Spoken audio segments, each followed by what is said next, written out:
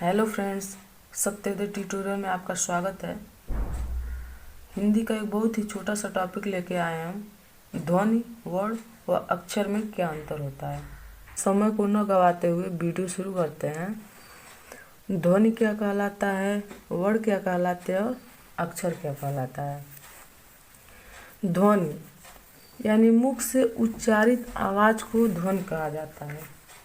इसका तात्पर्य ये हुआ, हमारे मुख से जिस भी प्रकार का आवाज़ बाहर निकलता है वह सारे आवाज़ ध्वनि की कैटेगरी में आते हैं।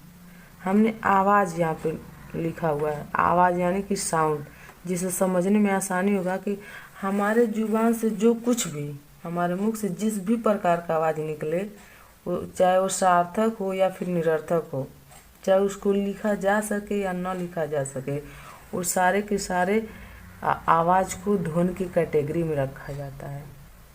और केवल हमारे मुख से निकलने वाले आवाज़ ही नहीं, दुनिया भर में जिस भी प्रकार का आवाज़ होता है, जैसे मनुष्यों द्वारा बोले जाने वाला आवाज़, जैसे हमारे मुख से जो निकलता है उस तरह के आवाज़ को, जैसे कौवा का आवाज़, कौवा जिस आवाज़ में बोलता है, या फिर दो बर्तन जब आपस में लड़ते हैं, दो बर्तनों का जब आपस में टक्कर होता है और उस समय जिस आवाज़ जो जो हम लोग सुनते हैं उसको भी ध्वनि के रूप में रखा जाएगा।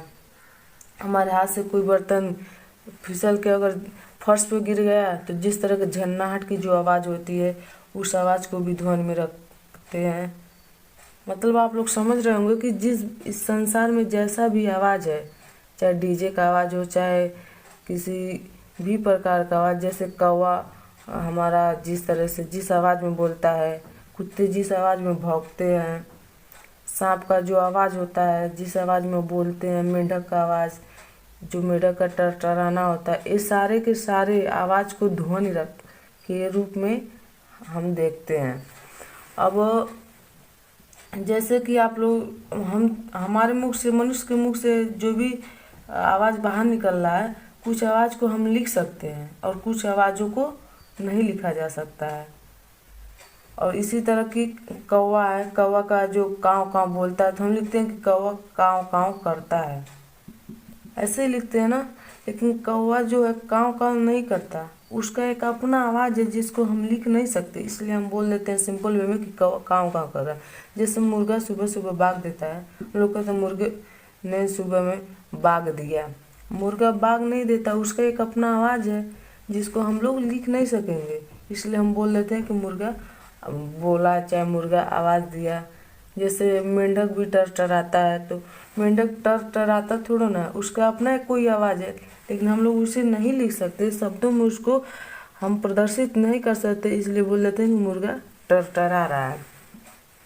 तो समझ गए होंगे कि मुख से उच्चारित अगर, लेकिन लिखित में, लिखन में अगर लिखा जाए तो क्या लिखेंगे कि मुख से उच्चारित आवाज़ को ही ध्वनि कहा जाता है। और उन ध्वनियों को जिनको हम लेखन के रूप में प्रदर्शित कर सकते हैं वो वर्ण कहलाते हैं। तो सिंपल देखिए, यानी जो हमारा वर्ण है वह ध्वनि हो सकता है, लेकिन प्रत्येक ध्वनि वर्ण नहीं हो सकते। एकदम समझने वाली बात है कि प्रत्येक वर्ण ध्वनि हो सकता है, लेकिन प्रत्येक ध्वनि वर्ण नहीं होगा। क्यों? क्योंकि प्रत्येक ध्वनियों को तो हम लोग लिख नहीं सकते, लेकिन जिसे लिख सकते हैं वो अवश्य में ध्वनि है, क्योंकि ध्वनियों को ही लिखा गया है यहाँ पे। तो ये आप समझ गए होंगे। जैसे हम राम बोल दिए, आसानी से लिख सकते हैं।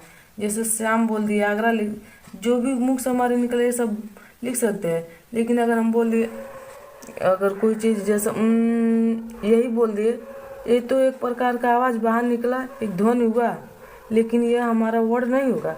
जैसे इस शब्द को हम लिख नहीं सकेंगे, लेकिन आप लोग सुन रहे होंगे कि हम बोल रहे हैं, सुन रहे हैं, समझ रहे हैं, लेकिन इसको लिख नहीं सकेंगे, वही ध्वनि होता है। यही अंतर है ध्वनि और वर्ड में। और यहाँ पे लिखे ध्वनि के लिखित रूप को ही वर्ड कहते हैं। जैसे यहीं पे हम पहले ही समझा दिए, तो लिखने की कोई आवश्यकता नहीं है। जैसे राम, श्याम, आगरा लिख दिए। अभी एक होता है, जैसे हम लिख दिए अमर, वर्ड के अंतर्गत है। तो अब इसी को तोड़ेंगे अगर, तो अ तो जो हमारा स्वतंत्र रूप से बोला जाता है, यानी यह हमारा स्वर है, किसी की मदद से नहीं बोला जाता। लेकिन म जो है, इसको बोलने के लिए म आधा रहता है और पूरा, जब ये अ जोड़ता है तब जाकर पूरा म बनता है। सेम यही प्रोसेस, आधा र होता है और फिर अ जोड़ता है, तो यानी 1 2 3 4 5 है हमारा टोटल 5 वर्ड है। अमर में 1 2 3 अक्षर हैं और 5 वर्ड हैं।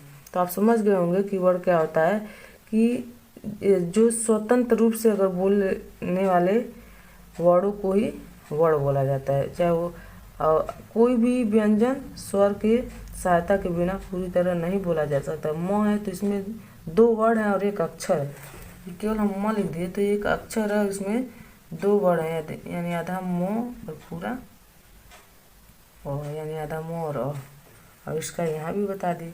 अब अक्षर यहाँ लिखे हैं कि भाषा की सबसे छोटी इकाई को अक्षर कहते हैं। भाषा की सबसे छोटी इकाई को अक्षर कहते हैं। जैसे हमने लिख दिया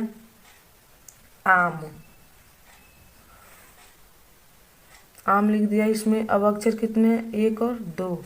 लेकिन यहीं पे अगर वर्ड देखा जाए तो आ, क्योंकि ये स्वर है, म और धन और यानी 1 2 और 3, इसमें टोटल 3 वर्ड हैं और 2 अक्षर हैं। यही हमारा अंतर है ध्वनि, वर्ड और अक्षर में। यहाँ तक वीडियो देखने के लिए बहुत बहुत धन्यवाद। कृपया वीडियो को लाइक कीजिए, कमेंट कीजिए अगर आपको कोई सजेशन देना हो तो।